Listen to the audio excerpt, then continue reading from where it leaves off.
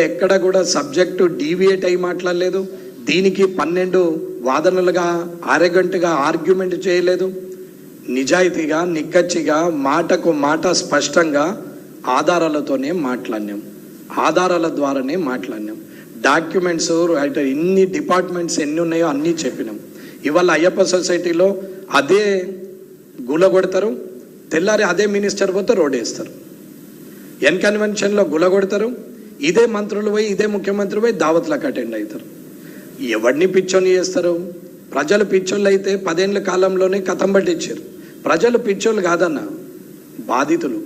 తెలుసు, అసహాయత, అసమర్థులు కాదు, సమర్థులే. కానీ నిస్సాయత. తన కుటుంబాన్ని తను గడపడానికి పొద్దున్న లేచి సాయంత్రం వరకు పని చేసుకొని రాత్రి వరకు ఎంతో కొంత కుటుంబానికి తీసుకురావాలా, పిల్లల చదువులకు కావాలా, భోజనానికి కావాలి, నాకంటూ ఒక ఇల్లు కొంత మోటార్ సైకిల్ ఉండాలని కోరుకున్నటువంటి జీవితం గడుపుతున్నటువంటి వ్యక్తులు ఉదయాన్నే లేచి రాత్రి ఇంటికి చేరుకొని ఇంట్లో వాళ్ళతోని ప్రశాంతంగా 2 పూటలు భోజనం చేసి పడుకుంటారు. అది అసమర్థత కాదు. అది ఇంకా తిరిగి కొట్లాడితే ఈ అధికారి అధికారని నిస్సాయతలో లోపమవుతున్నది తప్ప ఇబ్బంది పడదు. కానీ ఈ నిస్సాయత అసహాయతగా మారదు. ఖచ్చితంగా ఒకరికి ఒకరు తోడైన రోజు ఇలాంటి పనులు ఖచ్చితంగా అవుతారు. హైరేజ్ బిల్డింగ్స్ పెద్ద పెద్ద ఉన్న వాటి వాళ్ళవి అన్న అంతేందుకన్నా ఫామ్ హౌస్లు చెరువుల కుంటల పక్క పొంటి బఫర్ జోన్లో కట్టిన నేను సాక్ష్యాలు ఇస్తా, గులగొట్టమని చెప్తా, నేను ఇస్తా.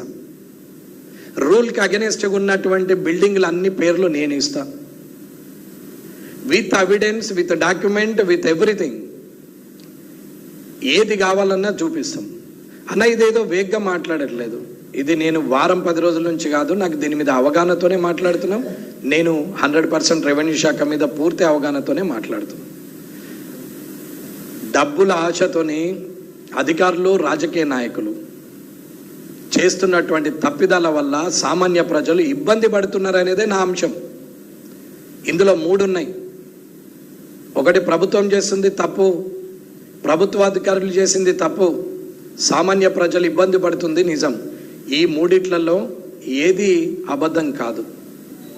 అందుకే హైరేజ్ బిల్డింగ్స్లో ఉన్న తప్పులు, గుట్టల మీద గుట్టలను తీసి కట్టినటువంటి ఇండ్లు అన్నీ కూడా ఎంతవరకు కరెక్టు అనేది ఎన్విరాన్మెంట్ డిపార్ట్మెంట్ వాళ్ళే చెప్పాలి. సమతుల్యత ప్రకృతిలో లోపమైనాడే ఇలాంటి అపశృతులు జరుగుతాయి. ఇవాళ హైదరాబాద్లో వరదలు వస్తున్నాయి. కారణం, రోడ్డు మీద జామ్ అవుతుంది ట్రాఫిక్. 3 గంటలంటే కార్లలో కూర్చుండి పాట పెట్టుకొని ఇనే నిస్సాయ పరిస్థితికి దిగజారిపోయారు హైదరాబాద్ పట్టణ ప్రజలు తప్ప.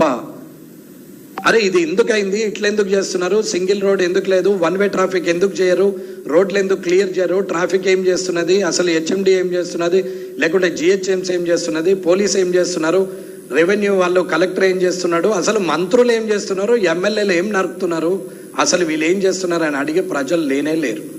ఎందుకు అని అంటే మళ్ళీ తిరిగి 2వ రోజు తన పనికి తను వెళ్ళాలా, తన వ్యాపారానికి తను వెళ్ళాలి.